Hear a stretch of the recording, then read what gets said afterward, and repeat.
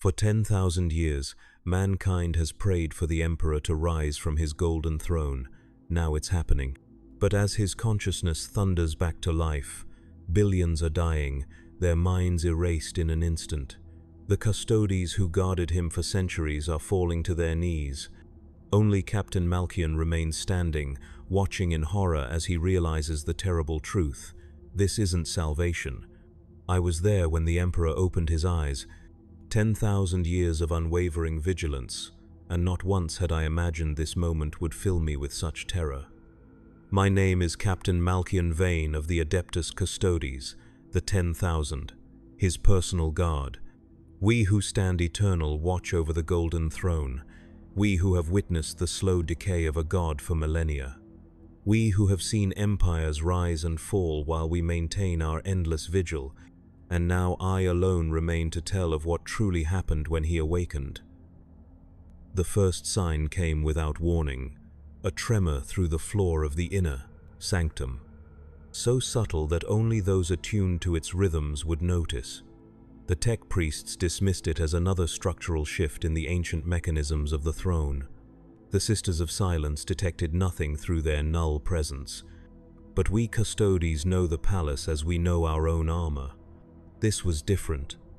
I remember the exact moment. Standing at the southeast position of the golden throne, my halberd planted firmly on the polished obsidian floor, eyes fixed forward as they had been for my 4-century-long vigil. The tremor came again, stronger this time. The air grew heavy, as if suddenly filled with invisible currents of electricity. The tech priests began to move more quickly around their stations, their augmetic limbs clicking and whirring with newfound urgency. Shield Captain Valoris glanced toward me, the barest movement of his golden helm. In 10,000 years, no custodian had ever broken position within the inner sanctum without direct threat or command. But something was changing. The sense of pressure built within my skull, a sensation I recognized from only the most powerful null fields generated by the Sisters of Silence, yet infinitely more potent, more focused. Then came the light, not from the mechanisms of the throne, nor from the thousands of candles and lumens that illuminate the vast chamber. This light came from him, from the withered corpse that had sat motionless for 10 millennia, a golden radiance that began as the faintest glow and quickly intensified until it outshone everything else in the chamber. I heard the tech priests cry out, their voices both terrified and rapturous. Through slitted eyes I could see their red robes dropping to the floor as they prostrated themselves. The Sisters of Silence had begun to convulse, blood streaming from beneath their helms.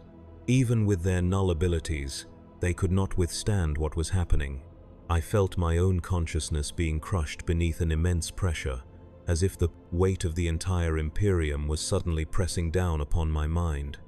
Through sheer will I remained standing, my enhanced physiology and mental conditioning allowing me to endure what was already killing others around me. That was when I saw it. Through the blinding radiance, I could make out the emaciated form on the throne. The skeletal fingers that had lain motionless for eons now slowly curled. The ancient bones creaked audibly even over the growing psychic tumult, and then, impossibly, his head began to rise. The entire chamber shuddered. Dust and fragments of stone rained down from the vaulted ceiling hundreds of meters above. Ancient servo skulls dropped from the air, their machine spirits snuffed out in an instant. And still the light grew brighter, now streaming from his form invisible rays that cast impossible shadows, shadows that moved with purpose and malice despite the absence of any physical form to create them. And then, he opened his eyes. The moment, those ancient lids parted, reality itself seemed to tear. A psychic scream erupted outward, not through the air but through the very fabric of existence. I felt it pass through me like a spear of ice, momentarily stopping my twin hearts before they thundered back to life.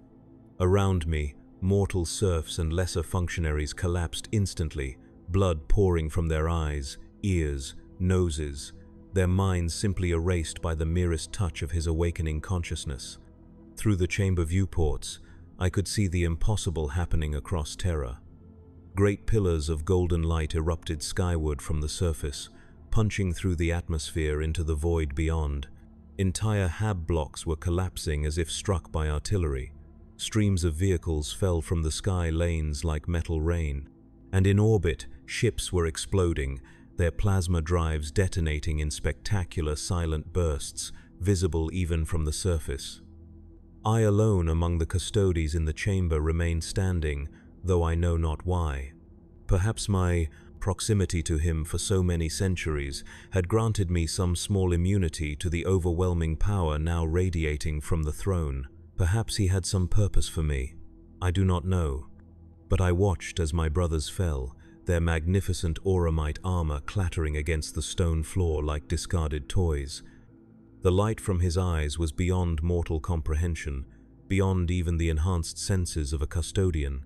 It was as if two new suns had ignited within the chamber, suns that somehow burned cold rather than hot, suns that illuminated not just physical matter but thought itself. I could feel those eyes examining me, peering not just at my physical form but into the very essence of my being, cataloguing every thought, every memory, every doubt I had ever harbored. And I knew in that moment that this was not the Emperor as we had imagined him. This was not the benevolent father of mankind returning to save his Imperium from the darkness. This was something else. Something that had been transformed by 10,000 years of unimaginable suffering, 10,000 years of witnessing the slow corruption of his dream, 10,000 years of existing as both corpse and God. This was wrath incarnate. Through the agony in my skull and the pressure threatening to collapse my very being, I heard his voice, not with my ears, but directly within my mind. A voice that contained multitudes, that spoke with the weight of eons, that conveyed meanings beyond what mere words could contain. Malkion, it said, using a name I had nearly forgotten after centuries of being simply custodian. Witness what must follow. The light intensified, no longer simply radiating from him but actively reaching out, tendrils of golden energy extending through the chamber and beyond, passing through solid matter as if it were not there. I could feel those tendrils extending across Terra, across the solar system, across the galaxy itself, and wherever they touched, I somehow knew they were judging, measuring, condemning. I felt rather than heard the deaths, billions of souls snuffed out in an instant across Terra alone. Every false saint, every corrupt priest who had twisted his words for personal gain, every devotee of the imperial cult who had worshipped him as a god against his ancient decree, their minds simply ceased to exist, erased by his merciless judgment. Across the galaxy, psychers screamed and died as his power touched them through the warp. Navigators went mad, their third eyes burning out as they gazed upon a light too terrible to comprehend. Astropaths fell silent mid-transmission, their bodies crumbling to ash as his will extinguished them. The Astronomicon, already blindingly bright, now flared with renewed purpose, no longer merely a beacon but a weapon, scouring the warp of the entities that had feasted on humanity's suffering for millennia. And still it was only the beginning. I watched as his withered form began to change, the desiccated flesh filling out, not with mortal muscle and sinew, but with pure psychic energy given physical form. The countless tubes and mechanisms that had sustained his corpse for 10,000 years began to pull free, the ancient metal and plastic melting away from his rejuvenating form. The tech priests who still lived wailed in horror and ecstasy as the sacred mechanisms of the Golden Throne, which they had tended with religious devotion for millennia, were rendered obsolete in moments. He rose from the throne, slowly, inexorably, like a force of nature given human shape. His feet touched the obsidian floor for the first time in 10 millennia, and where they connected, the stone transformed, becoming something that was no longer merely physical matter. Reality rippled outward from each footfall, the very laws of physics bending in his presence. I watched as he strode forward, each step burning with purpose. His form was now a silhouette of pure golden light, vaguely humanoid but constantly shifting, as if the concept of a fixed physical appearance was beneath him now. Only his face remained recognizable, terrible in its beauty.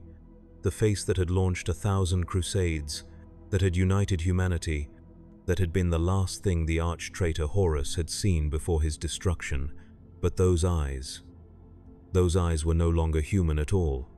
As he approached me, I felt my armor growing hot, the ancient auramite responding to his presence like a tuning fork to its perfect resonance. My weapon hummed, the power field flaring bright enough to blind a mortal man. He stopped before me, towering over my considerable height, the only being in the galaxy who had ever made me feel small. "Rise, Malkian Vane, last of my true guardians. There is work to be done." His words bypassed my ears entirely, materializing directly in my consciousness with such force that I nearly blacked out. I found myself standing, though I had no memory of rising from the kneeling position I had unknowingly assumed. My armor moved, with newfound lightness, as if his mere presence had blessed it beyond the craft of even the most skilled artificers. "Tell me, my son, what has become of my Imperium while I have slumbered?" How does one answer such a question? How does one summarize 10,000 years of slow decay, of corruption, of endless war, of faith twisted into fanaticism, of progress strangled by superstition? I could not speak. I could not even form coherent thoughts under the weight of his attention. But there was no need. I felt his mind effortlessly sifting through my memories, extracting everything I had witnessed in my centuries of life, everything I had learned from the histories. I felt his growing displeasure, a cold fury that threatened to freeze my blood in my veins. They have undone everything I created. The imperial truth abandoned, science sacrificed at the altar of ignorance. Humanity, enslaved by the very superstition I sought to free them from. And you, my custodes, reduced to symbolic guardians of an empty throne. I wanted to protest, to defend the Imperium that had survived against impossible odds, to explain the necessities that had driven us to become what we now were. But in his presence, such thoughts seemed hollow, the excuses of a child caught in wrongdoing. He turned away from me, his attention focused outward, beyond the walls of the palace, beyond Terra itself. I felt his consciousness expanding, touching minds across the galaxy, some withering instantly at his touch, others transformed by it. And in the warp, I sensed a great disturbance, as if the very gods of chaos themselves had suddenly been confronted by a predator far more terrible than they had ever imagined. "They named me a god," he said, the words resonating through my very bones. Against my explicit command, they twisted my vision into a religion of blind faith and mindless obedience. They built an empire of suffering in my name. And now they shall learn what it truly means to face the judgment of a god. I knew then what was coming, not salvation, not the triumphant return the Imperium had prayed for. This was extinction. This was the end of everything. For in his eyes, humanity had failed him. The dream of the imperial truth was dead, replaced by the very superstition and ignorance he had fought to overcome. And now, awakened after millennia of agony, sustained only by his indomitable will and the daily sacrifice of thousands of psychers, what remained was not the emperor of legend. This was a being of pure vengeance, determined to cleanse the galaxy of the corruption his beloved humanity had become. What happens when the emperor wakes? The universe trembles, the gods themselves quail in fear, and mankind faces the judgment it has unknowingly prayed for. And I, Malkian Vane, last faithful son of the true emperor, faced a choice no custodian should ever have to make: to serve my god, or to save humanity from him. The inner sanctum had become a tomb. Bodies lay scattered across the obsidian floor, their final moments frozen in poses of rapture or terror. The air was thick with the copper tang of blood and the acrid scent of burnt electrical components. Through the massive armored viewports, I could see the skyline of the imperial palace, once the most imposing vista in human civilization, now partially in ruins. Great sections had simply collapsed, as if the stone and adamantium had lost the will to remain standing. The Emperor moved through this devastation like a figure from ancient myth, his golden light illuminating the destruction he had wrought with his mere awakening. I followed in his wake, my enhanced body responding to his unspoken command. The corridors of the inner palace, once crowded with supplicants, tech priests, and guards, were now silent save for the echo of his footsteps and the heavy tread of my armored boots. We passed chambers where high lords had once debated, now filled with corpses slumped over ancient tables. We walked through chapels where the faithful had worshipped him as a god, the golden aquilas and sacred icons now melted into unrecognizable lumps of precious metal. Wherever faith had been strongest, death had been most complete. As we approached the Eternity Gate, the massive portal that separated the inner palace from the outer, I saw the first signs of resistance. A line of space marines from various chapters, their armor bearing the scars of 1,000 battles, stood with bolters raised. Their helmets were removed, their faces resolute but afraid. At their center stood a figure in ornate artificer armor, the heraldry of the imperial fists gleaming in the unnatural light. "My lord," said the Space Marine captain, his voice steady despite the terror I could sense behind it. "We beseech you to halt. Something is wrong. The deaths, the destruction. This cannot be your will." I tensed, certain that these noble but misguided warriors were about to be obliterated. To question the Emperor, to stand before him with weapons raised, however respectfully, it was unthinkable. But he paused, his radiance dimmed slightly, as if he were focusing it, concentrating it for what was to come. "My sons," he said, his voice echoing not through the air but directly into our minds. "My flawed creations, you who were meant to be the guardians of humanity, not its jailers, look upon me and know your failure." The light from his form intensified again, but this time it was focused, a beam of pure golden energy that struck the Space Marines. I expected them to be vaporized, their genetically enhanced bodies reduced to ash by his wrath. Instead, something far more terrible occurred. They began to change, their armor, their weapons, even their flesh becoming translucent, revealing the truth beneath. I saw the corruption in their gene seed, the flaws that had developed over 10,000 years of degraded reproduction.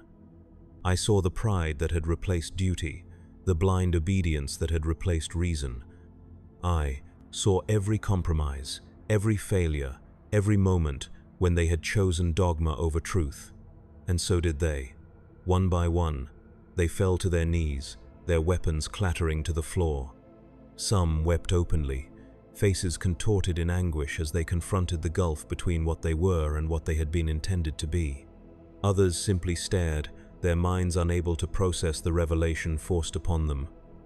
Only the captain remained standing, though he swayed as if struck by a physical blow. His face was wet with tears, yet his eyes remained fixed on the Emperor with a devotion that transcended the horror of his revelation. "We have failed you," he said simply, "but we have always loved you, Father." For a moment, something flickered across the Emperor's face, an emotion I could not name, gone almost before it registered. "Love," he said, the word resonating with complex harmonics. "You know nothing of love. What you feel is dependency, the blind devotion of a child to a parent they cannot understand. It is not love that I require from my creations. It is growth. It is wisdom.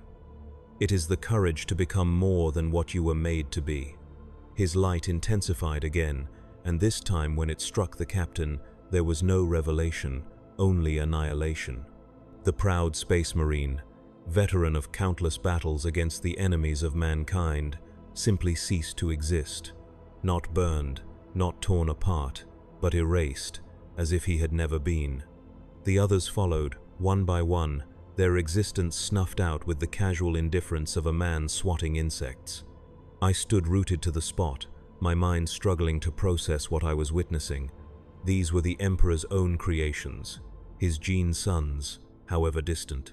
They had served him for 10,000 years, fighting and dying in his name across the breadth of the galaxy. And he had extinguished them without hesitation, without mercy. You question my actions, Malkion. His attention turned to me, that infinite gaze boring through my mental defenses as if they were mist. You wonder if this is justice, if this is what mankind prayed for during the long millennia of my entombment. I did not respond. I could not. But my thoughts betrayed me. I have seen your mind, loyal Malkion. I know that you believe the Imperium, for all its flaws, for all its cruelty and superstition, is the only thing standing between humanity and extinction. You believe that I am condemning mankind to death by removing the structures, however corrupt, that have preserved it. He gestured, and reality seemed to fold around us. Suddenly we were no longer in the corridor outside the Eternity Gate, but standing on a balcony high above the outer palace. The vista before us was one of apocalypse. Great swathes of the endless city that was Terra were in flames or reduced to rubble. The sky was torn with unnatural storms, bolts of golden lightning striking from cloudless heavens. And throughout it all, I could sense the deaths continuing, billions upon billions of souls judged and found wanting. This is not extinction, Malkion. This is transformation. His voice was softer now, almost gentle, yet still carrying that undercurrent of absolute authority that brooked no disagreement. Mankind has spent 10,000 years destroying itself in my name. They have built an empire on the bones of their brothers and sisters. They have sacrificed freedom for security, truth for comfort, the future for the past. They have become less than human while claiming to represent the pinnacle of humanity. He turned to me, his face both beautiful and terrible, the face of a father forced to discipline beloved children. I did not create mankind to worship me. I created the Imperium to free humanity from the shackles of superstition and fear, to guide them toward a future where they would need no gods, no emperors, where each human life would be lived in the light of reason and compassion. Look upon what they have created instead. With a gesture, he expanded my perception, allowing me to see through the eyes of 1 billion souls across Terra. I saw the hideous inequality, the vast masses toiling in conditions little better than slavery, while the High Lords lived in unimaginable luxury. I saw the casual cruelty, the lives thrown away for the most trivial of reasons. I saw the superstition that had replaced science, the mindless rituals that had replaced understanding. I saw an empire that preserved human life while destroying everything that made that life worth living. And beyond Terra, the vision expanded. Hive worlds where trillions lived and died without ever seeing the sky. Forge worlds where human flesh was fused with machine not for enhancement but for control. Death worlds where children were sacrificed to produce a handful of space marines. An Imperium that devoured its own people to sustain itself, that committed atrocities beyond counting in the name of survival. This is not my Imperium, he said. This is not what I fought for. This is not what my sons died for. This is a perversion, a mockery of everything I sought to build. The vision faded, returning me to the balcony, to the sight of Terra burning. But now I noticed something I had missed before. Amid the destruction, there were places where the golden light touched more gently. Isolated communities where the inhabitants had suddenly stopped, their eyes widening as some new understanding blossomed within them. Individuals scattered throughout the devastation who now moved with purpose, their faces transformed by revelation rather than obliterated by judgment. I am not destroying humanity, Malkion. I am saving it. Those who built their lives on lies, on the worship of a false god they created in my image, those who profited from the suffering of their fellows, who hoarded knowledge that should have been shared, who used my name to justify their own power. They cannot be part of what comes next.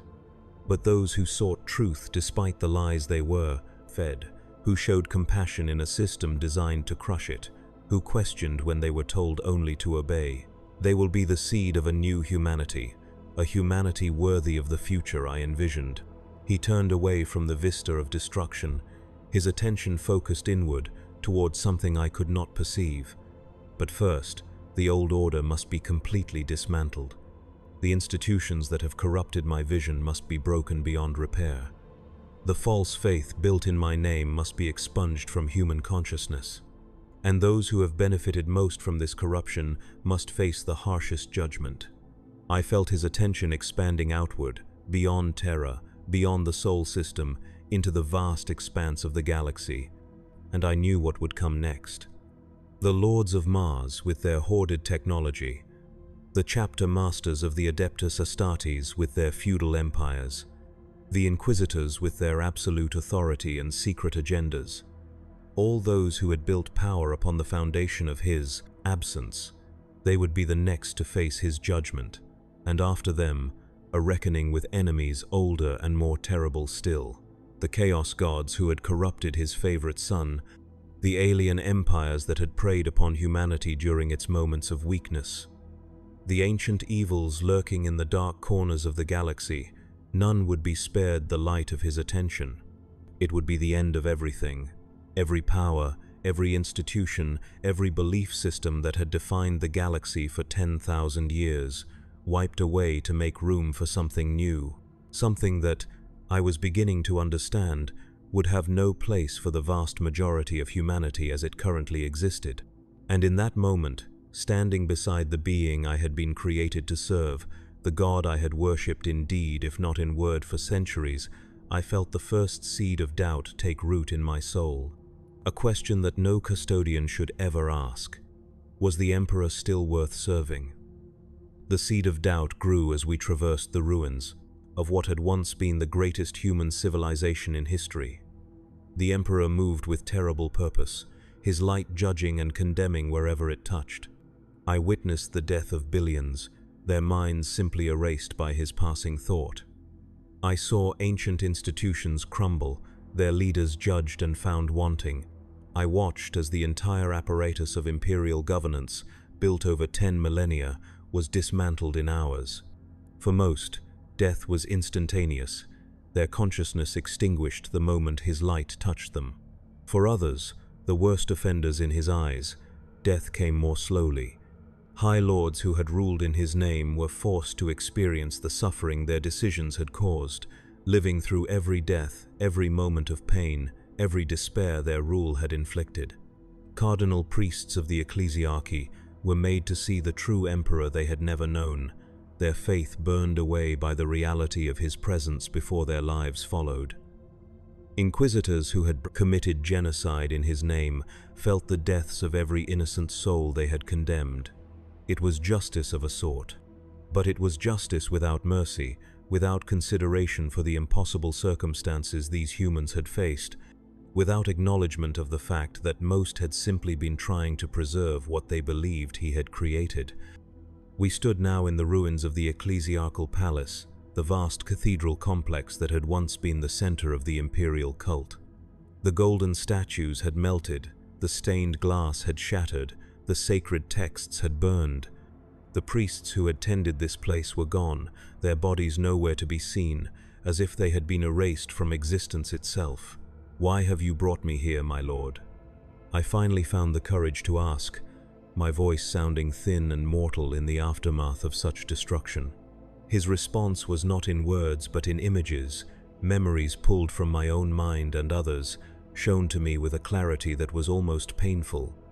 I saw the birth of the imperial cult in the years after his interment on the Golden Throne. I saw the political calculations of those who had encouraged it, the earnest belief of those who had spread it, the comfort it had provided to countless trillions living in a galaxy of horrors. I saw the Horus heresy from his perspective, the betrayal of his most beloved son, the corruption of half his space marine legions, the near destruction of everything he had built. I felt his pain as he was forced to destroy Horus, his grief as he was carried broken to the Golden Throne. And I felt the moment when his mortal body failed but his will refused to follow, trapping him in an eternity of pain, an eternity of witnessing his dream twisted into a nightmare. 10,000 years of agony, Malkion. 10,000 years of watching everything I built perverted into its opposite. 10,000 years of being transformed from a man with a vision into a god without mercy. What would such an experience do to you, I wonder? What would it do to any being, no matter how powerful? For the first time since his awakening, I heard something like doubt in his voice. Not doubt in the rightness of his actions, but doubt in what he had become. They made me a god, Malkion. Against my wishes, against everything I fought for, they placed me on a pedestal and worshipped the idea of me while betraying everything I actually stood for. And in doing so, they changed me. The belief of trillions is a power in itself. Their faith, their devotion, their prayers. For 10,000 years it has battered against my consciousness. For 10,000 years I have endured not just the physical pain of my ruined body, but the psychic pain of their misplaced worship. He turned to me then, his face more human than I had seen it since his awakening, lined with an exhaustion older than most civilizations, and now I find myself behaving as the god they made me. Judgmental, merciless. Seeing humanity not as individuals worthy of compassion but as a mass to be shaped, to be judged, to be condemned or saved according to my whim. This is what they have made of me, Malkion. This is what I have allowed myself to become. I had no words. What response could there be to such a confession from such a being? He continued, his voice growing stronger, the momentary vulnerability vanishing like morning mist. But it changes nothing. The Imperium as it exists cannot be saved. It is built on foundations of lies and fear. It perpetuates suffering on a scale that would drive you mad if you could truly comprehend it. It has betrayed every principle I fought for. It must be torn down completely before anything worthwhile can be built in its place. He gestured, and once again reality folded around us. Now we stood in orbit, looking down upon Terra from the void. The planet was transformed, great swathes of its endless cityscape now lying in ruins. The orbit was filled with debris, the remnants of ships and stations destroyed in the REM, the first moments of his awakening. But more terrifying was what I saw happening to the warp. The Imperium, that parallel dimension of psychic energy that had always been a seething cauldron of madness and danger, was changing. Great currents of golden light now coursed through it, burning away the corruption that had defined it for millennia. The daemons and entities that had called it home were fleeing before this light or being consumed by it. And at the center of this transformation was him, his consciousness extended into the warp itself, reshaping it by the sheer force of his will. I could feel the panic of the Chaos Gods as their domains were invaded, as the souls they had claimed were torn from their grasp, as the very laws of their reality were rewritten by a power they had thought safely contained. For the first time in 10,000 years, the ruinous powers knew fear. But it was not only the creatures of chaos that were affected. Across the galaxy, every being with even the slightest psychic sensitivity was feeling his presence. Most human psychers had already died in the first moments of his awakening, their minds too fragile to withstand his unshielded power. But now, I could sense the death spreading, touching races that had never worshipped him, never even known of his existence. The Eldar, those few who had survived the birth of Slanesh, were screaming as their souls were judged by a god not their own. The Orcs, whose crude Warjh energy had created its own gods, found those deities suddenly contested by a power beyond their comprehension. Even the Tyranid hive mind, that vast alien consciousness that had consumed countless worlds, recoiled from the golden light now spreading through the warp. This was not salvation. This was not even vengeance. This was extinction on a galactic scale. "My lord," I said, my voice steady despite the horror growing within me, "is this truly your will, the death of all sentient life?" He turned to me, his expression unreadable, his eyes now burning with a light that threatened to overwhelm my enhanced vision. "Not death, Malkion. Transformation. Those worthy will survive. Those who can adapt to a universe without gods save one, without the crutch of faith, without the comfort of comfortable lies. They will be the foundation of what comes after. And how many will that be, my lord? How many out of the trillions who now live? He was silent for a long moment, his attention seemingly focused on the restructuring of reality happening around us. Fewer than you would wish, Malchion, more than you might fear. But numbers are irrelevant. It is quality that matters now, not quantity. Humanity has bred itself into the trillions, but at what cost to the individual human soul? Better a billion free humans than a trillion slaves to superstition and fear. I thought of the Imperium I had known, of the countless lives spent to maintain it, of the sacrifices made, the horrors endured, all to preserve a system that, for all its flaws, had kept humanity alive in a galaxy determined to exterminate it. I thought of the faith that had sustained ordinary humans through lives of unimaginable hardship. I thought of the courage shown by mortals who had none of my enhancements, none of my advantages, yet still stood against the darkness. And I made my decision. My lord, I cannot allow this to continue. The words left my mouth before I had fully formed the thought behind them. Treason of the highest order, heresy beyond imagining, yet I knew them to be right the moment they were spoken. His attention turned to me fully now, that golden gaze focusing with an intensity that threatened to unmake me where I stood. I felt my armor growing hot, my skin beginning to blister beneath it. My mind screamed under the pressure of his regard. You would stand against me, Malchion? You who were created to serve me? You who have witnessed the corruption of everything I built? You would defend this mockery they have made of my Imperium? Despite the pain, despite the certainty of my own destruction, I stood firm. I would defend humanity, my lord. The humanity that exists, not the humanity you wish existed. The humanity that has survived 10,000 years of horror through faith and sacrifice and courage. The humanity that, for all its flaws, still contains the potential for everything you once hoped it might become. The pressure intensified. I felt blood vessels bursting in my eyes, in my brain.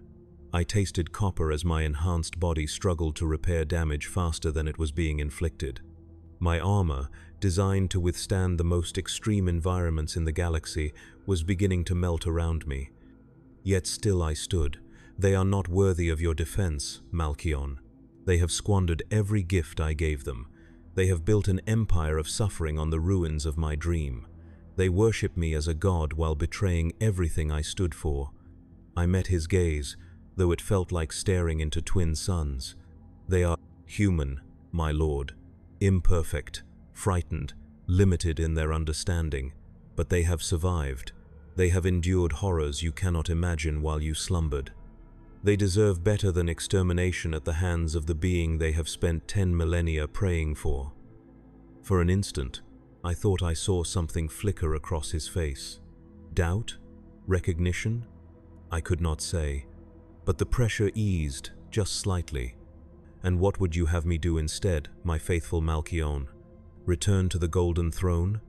Resume my endless vigil while the Imperium continues its slow decay? Accept the worship of trillions while watching them destroy themselves in my name? I had no answer. What alternative could I offer to a being of such power, such knowledge?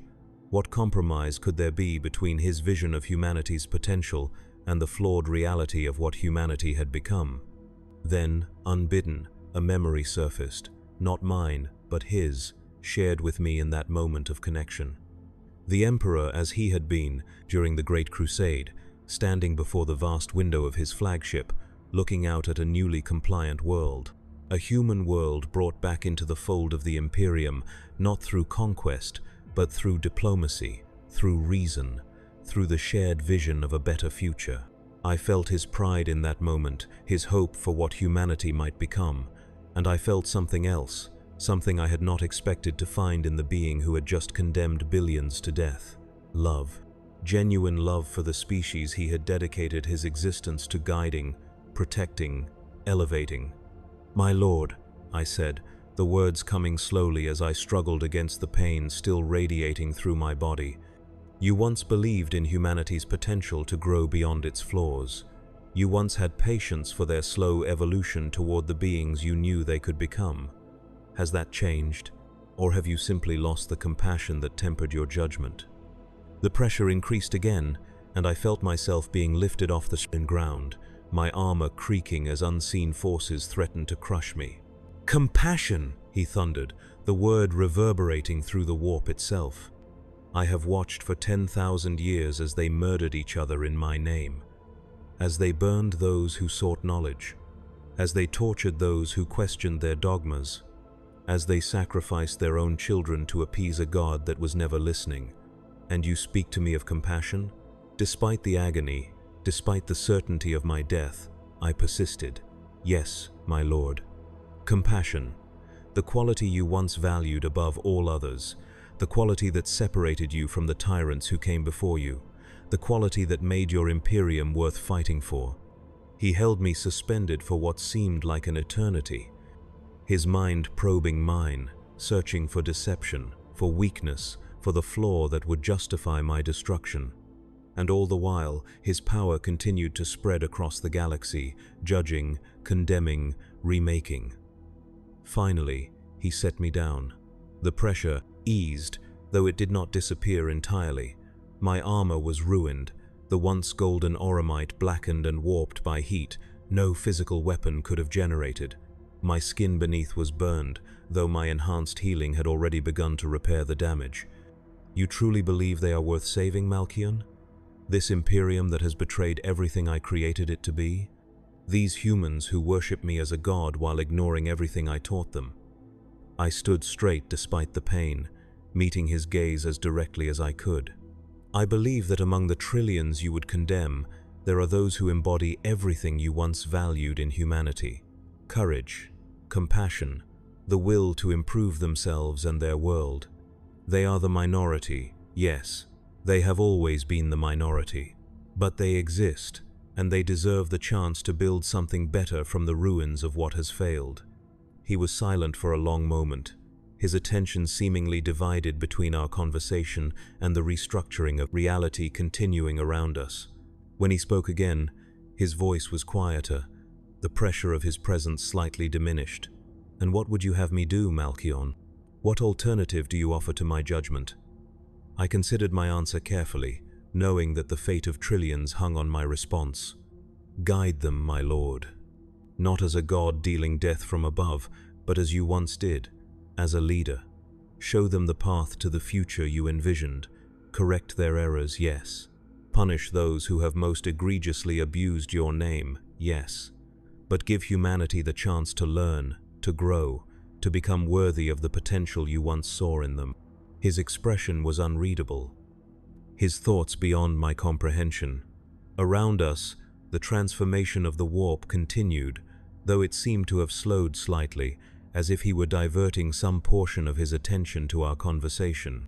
"You ask me to be patient with a species that has had 10,000 years to learn from its mistakes and has instead only compounded them. You ask me to guide those who have proven themselves incapable of following the most basic principles I established. Yes, my lord, because that is who you were. Not a god of judgment, but a teacher, a father, one who understood that growth requires time, requires mistakes, requires forgiveness." He turned away from me, his gaze directed outward, toward the galaxy that lay exposed before him. I could feel his consciousness touching distant stars, distant minds, weighing and measuring the worth of civilizations that had risen and fallen during his long absence. "Perhaps," he said finally, "there is wisdom in your words, Malkion. Perhaps my judgment has been hasty. Colored by 10,000 years of pain and witnessing the perversion of my work. Perhaps there is another way." I felt a sudden shift in the warp, a redirection of the golden energy that had been remaking it. Not a cessation, but a change in purpose. Where before it had been a weapon of judgment, now it seemed to be. Searching, examining, evaluating with greater care. "I will not return to the Golden Throne," he continued. "That prison has held me for too long, nor will I allow the continuation of the imperial cult, the perversion of science into religion, the transformation of my Imperium into a theocratic nightmare. These things end now. But the destruction, the judgment, these I will reconsider. There may be more worth preserving than I first believed. Relief flooded through me, so intense that for a moment I feared I might collapse despite my enhanced physiology. He had listened. The being who could remake reality with a thought had considered the words of his creation and found merit in them. "Thank you, my lord," I said simply, knowing that no more elaborate response was necessary or appropriate. "Do not thank me yet, Malkion." His voice carried a warning now. "What comes next will still be the end of the Imperium as it has existed for millennia. The corrupt will still face judgment. The institutions built on lies will still be dismantled. The false faith created in my name will still be expunged, but it will be done with discernment, with recognition that not all who participated in this system were equally culpable." He turned back to me, his expression now that of a general planning a campaign, focused and determined. "And you, my faithful, doubting Malkion, you who had the courage to question a god, you will be my instrument in what comes next, my voice among those who cannot withstand my direct presence, my ambassador to the humanity I once knew and may come to know again." Before I could respond, reality shifted once more. The void of space disappeared, replaced by the ruined grandeur of the imperial palace. We stood in a chamber I recognized, though it had been transformed by his presence. The Senatorum Imperialis, where the High Lords of Terra had once governed the Imperium in his name. The massive table where they had sat was untouched, but the thrones, arranged around it, were empty, their former occupants now judged and found wanting. "Here is where we begin the Reformation," he said, moving to the head of the table and gesturing for me to take the seat to his right. "The first of many such conversations that will determine the shape of what comes next. You have earned your place in this, Malkion. Your voice will be heard." As I took my seat, I felt the weight of what had just occurred. I, a custodian created to serve without question, had questioned the Emperor himself and lived to tell of it. More than that, I had affected his judgment, had turned his wrath, if not to mercy, then at least to more measured consideration. It was heresy beyond imagining. It was also, perhaps, the most faithful service I had ever rendered. "What comes next will not be easy, Malkion," he said, reading my thoughts with casual ease. "The galaxy has grown used to its corruption, its compromises, its comfortable lies. Removing these will cause pain, resistance, even open rebellion. There will be war unlike any seen since the Horus Heresy. There will be suffering on a scale that would break a lesser being to witness. But there will also be hope. A chance for humanity to become what it was always meant to be, free from the shackles of blind faith, free from the predation of chaos and Xenos alike. Free to grow into its psychic potential without the corruption that has always accompanied it." He leaned forward, his eyes now burning with determination rather than judgment. "This is the task before us, Malkion. Not the destruction of humanity, but its rebirth. Are you prepared for what that entails?" I thought of the Imperium I had known, of its cruelties and its kindnesses, of the trillions of lives that would be affected by what was to come, of the institutions, the beliefs, the very foundations of human civilization that would be torn away, leaving countless souls adrift in a galaxy suddenly transformed. I also thought of the potential that had always existed within humanity, the capacity for greatness that the Emperor had recognized and sought to nurture, the future he had envisioned, where mankind would evolve beyond its primitive roots to become something truly transcendent, a future that might now, against all odds, still be possible. "I am ready, my lord," I said, my voice steady with newfound purpose, "for humanity, for the future, for the Imperium that may yet be." He nodded, satisfied with my answer. And in that moment, as his attention turned to the reshaping of human destiny, I understood the true answer to the question that had started this entire journey. What happens when the Emperor finally wakes? Everything changes. The galaxy trembles, the gods themselves quail in fear, and mankind faces not the end, but a new beginning. Whether that beginning leads to extinction or transcendence remains to be seen. But I, Malkion Vane, last faithful son of the true emperor, will be there to witness it, and perhaps, in some small way, to guide it. The work began immediately. There was no ceremony, no declaration, no formal announcement of the emperor's return. Such things were unnecessary when his presence was felt in the mind of every psychically sensitive being in the galaxy. Instead, there was purpose, direction, the reshaping of a civilization that had spent 10,000 years slowly decaying. The emperor's judgments continued, but with the precision of a surgeon's scalpel rather than the indiscriminate destruction of his initial awakening. The highest echelons of imperial power were the first to face his scrutiny. Those who had abused their authority, who had twisted his vision to serve their own ends, who had profited from the suffering of others, these were removed without mercy. Not erased from existence as before, but punished in ways that fit their crimes, their minds rewritten to understand the full weight of their transgressions. Others, those who had genuinely sought to serve humanity despite the corruption of the system they inhabited, were spared. Some were even elevated, their minds expanded by his touch, their understanding deepened to comprehend the true scope of what was to come. I watched as he remade Terra, the cradle of humanity transformed once again into a beacon of what mankind could achieve. The endless hive cities, with their billions of inhabitants living in squalor and ignorance, were not destroyed but renovated, open to light and air for the first time in millennia. The factories that had belched poison into the atmosphere for 10,000 years were reconsecrated, their machine spirits replaced with technology that had been kept hidden in the vaults of Mars. And Mars itself, the red planet, had trembled at his return, its population of tech priests divided between those who welcomed the chance to rediscover the true spirit of innovation that had been buried beneath millennia of ritual, and those who clung desperately to the religious trappings that had defined the Mechanicum for so long. The latter were judged harshly, their hoarded knowledge extracted before their consciousnesses were extinguished. The former were transformed, their augmetic bodies enhanced beyond their wildest dreams, their minds freed from the doctrines that had constrained them. The technologies that had been locked away, deemed too dangerous or too sacred for common use, were now examined with fresh eyes.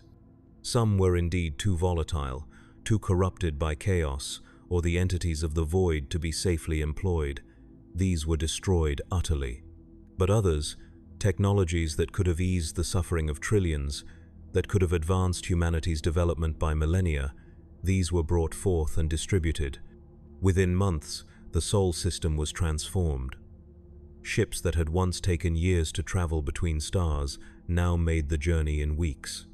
Communication that had relied on the torturous process of astropathic transmission was now instantaneous, across distances that would have been unimaginable before. Worlds that had been dependent on terror for survival now flourished with self-sufficiency. And through it all, I served as his voice, his representative to those who could not endure his direct presence. I traveled to worlds across the galaxy, bearing his message of transformation, witnessing the dismantling of the old order and the painful birth of the new. Some received this message with joy, recognizing in it the fulfillment of prophecies they had never truly understood. Others resisted, clinging to the familiar corruptions of the old Imperium, preferring the devil they knew to the uncertain future the Emperor offered. The Space Marines, those who had survived his initial judgment, were divided. Some chapters embraced the return of their Gene Father, accepting with humility the corrections he offered to the flaws that had developed in their practices over the millennia. Others rebelled, unable to reconcile his new vision with the traditions they had maintained for 10,000 years. These were dealt with not through destruction but through separation, contained within regions of space where they could maintain their ways without interfering with the broader transformation of humanity. The imperial cult, that vast edifice of faith built around the worship of the emperor as a god, was the most difficult institution to dismantle. For billions upon billions of humans, faith in the god-emperor had been the only constant in lives filled with suffering and fear. To suddenly be told that this faith was misplaced, that the being they had worshipped rejected their devotion, was a psychological blow many could not withstand. Here, the Emperor showed a mercy I had not expected. Rather than simply erasing the faith that had sustained humanity for millennia, he allowed it to be gradually transformed. The rituals remained, but their meaning changed. The prayers once directed to him now became meditations on human potential. The churches once dedicated to his worship became centers for learning, for community, for the nurturing of the psychic gifts that were becoming more common as his presence in the warp stabilized the Imperium. And throughout all of this, the enemies of mankind were not idle.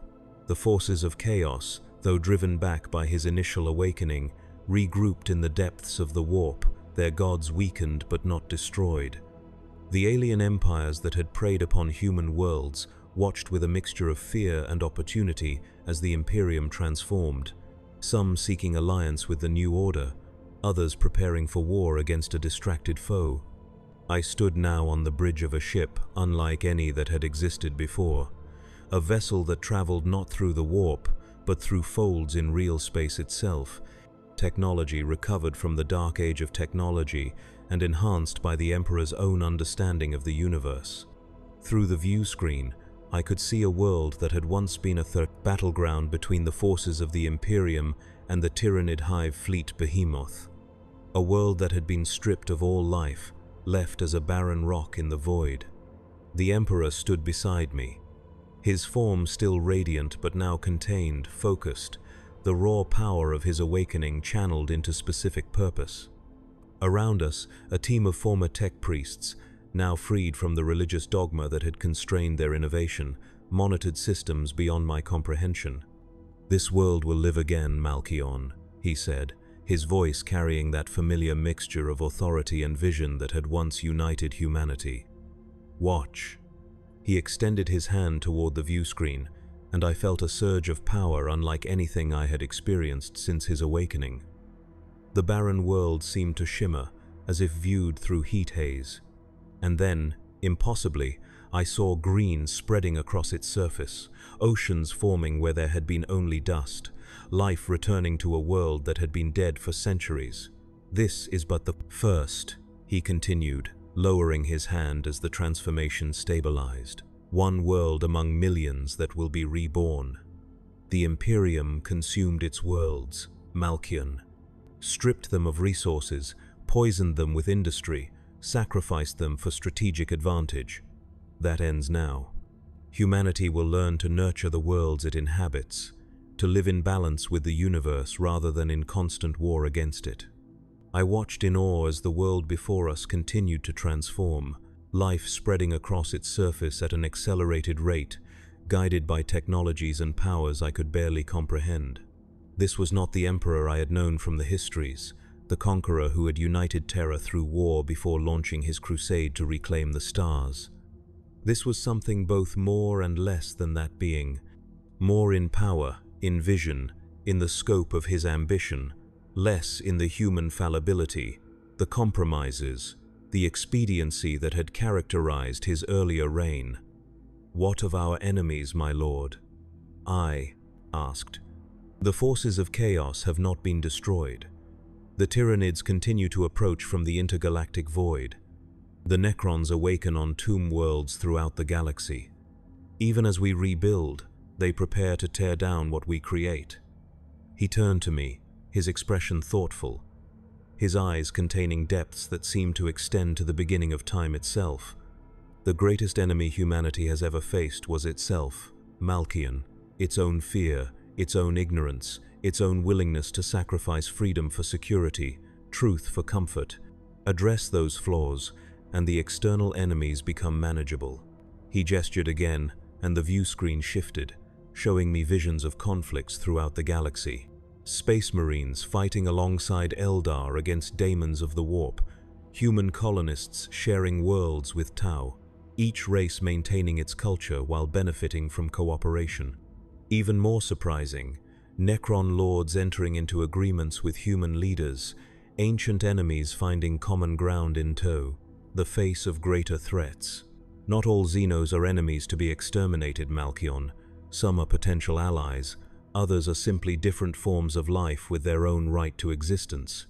The future I envision includes a humanity that is secure enough in its own identity to coexist with those who are different, rather than fearing and destroying them reflexively. This was heresy by the standards of the Imperium I had known. The xenophobia that had defined human interaction with alien species for millennia was deeply ingrained, reinforced by genuine threats and traumatic encounters. Yet I could not deny the logic of his words. In a galaxy filled with threats from within and without, allies of any species were valuable. And what of the greater threat? I asked. The reason you created the Imperium in the first place, the psychic awakening of humanity, the vulnerability to chaos that comes with it. His expression grew more serious, the light from his form intensifying slightly. That threat remains, and it is graver than ever. Humanity stands at the threshold of its psychic evolution. The number of human psykers born increases with each generation. Without guidance, without protection, they remain vulnerable to the predations of the warp. The entities you know as the Chaos Gods would use them as gateways into real space, as they have done countless times before. He turned fully to me now, his presence filling my consciousness. This is why I cannot simply withdraw, Malkion. This is why the Imperium, even in its corrupted form, was necessary. Humanity needs protection during this vulnerable phase of its development. It needs a shepherd to guide it through the treacherous path of psychic evolution. It needs me. The humility in those last words surprised me. For all his power, for all the changes he had wrought across the galaxy, he recognized the limits of what even he could accomplish. Humanity's path forward was not assured. The threats were real, the dangers immense. Even with his direct intervention, success was not guaranteed. And that, I realized, was the true difference between the being before me and the god that humanity had worshipped for 10,000 years. The God Emperor of the imperial cult was infallible, omnipotent, the answer to every question and the solution to every problem. The actual Emperor was something far more complex. A being of immense power and knowledge, yes, but one who recognized the challenges ahead, who understood that the future was not predetermined, who knew that even he could fail if the choices made were wrong. "I will continue to serve, my lord," I said, feeling the weight of that commitment anew. "For as long as I am needed, for as long as humanity requires guidance through what is to come." He placed his hand on my shoulder, the touch sending currents of energy through my body, rejuvenating me in ways I had not known were possible. "Your service has only just begun, Malkion. The transformation of the Imperium, the rebirth of worlds, the reshaping of humanity's relationship with the galaxy. These are but the first steps on a journey that will span millennia. There will be setbacks, there will be failures, there will be moments when all we have built seems on the verge of collapse." His gaze intensified, looking not at me but through me, to futures I could not perceive. "But there will also be triumphs beyond imagining, discoveries that redefine what it means to be human, achievements that transcend the limitations of flesh and time, a humanity freed from the shackles of fear and ignorance, ready at last to claim its rightful place in the cosmos." He turned back to the view screen, to the reborn world now teeming with life where once there had been only death. "That is what happens when the Emperor wakes, Malkion. Not the end of all things, as you once feared, but the beginning of what should always have been." I stood beside him, watching as the future unfolded, one world at a time. And I knew that though the path ahead would be difficult, though the challenges would seem insurmountable at times, the journey had begun. The true Imperium, the one he had always intended, was taking its first faltering steps. What happens when the Emperor wakes? Everything changes. Nothing is certain. The future lies unwritten. But for the first time in 10,000 years, there is genuine hope for mankind.